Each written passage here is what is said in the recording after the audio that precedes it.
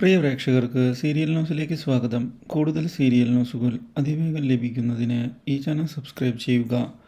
Bell icon മറക്കാതെ click ചെയ്യുക. Video ഇഷ്ടമായി എങ്കിൽ ലൈക്ക് ചെയ്യാൻ മറക്കരുത്.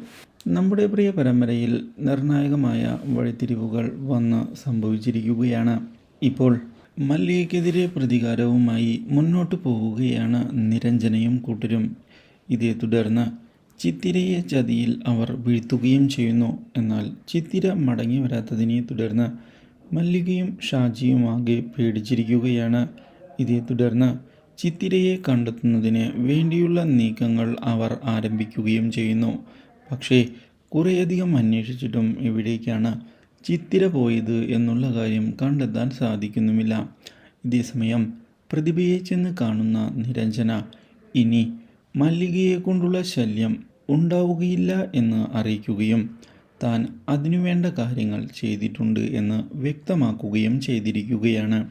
അപ്രതീക്ഷിതമായ ഈ സംഭവം ഞെട്ടിച്ചു കളഞ്ഞതിനെ തുടർന്ന് എന്താണ് സംഭവിച്ചത് എന്നറിയാതെ ആകെ പകച്ചു പോയിരിക്കുകയാണ് നമ്മുടെ പ്രതിഭ. ഇതേ തുടർന്നാണ് നിരഞ്ജനയുടെ കണക്കുകൂട്ടലുകൾ തെറ്റിച്ചുകൊണ്ട് തിരികെ വീട്ടിലേക്ക് ചിത്തിര എത്തുന്നത്. നിരഞ്ജനയുടെ ചതികൾ ചിത്തിര മനസ്സിലാക്കിയിരിക്കുകയാണ്. ഇതോടെ എങ്ങനെയാണ് ചിത്തിര രക്ഷപ്പെട്ടത് എന്നുള്ള ചോദ്യം ബാക്കിയാവുകയാണ്. ഇതേ തുടർന്ന് ചിത്തിര നിരഞ്ജനയെ വന്ന് കാണുകയും ചെയ്യുന്നു.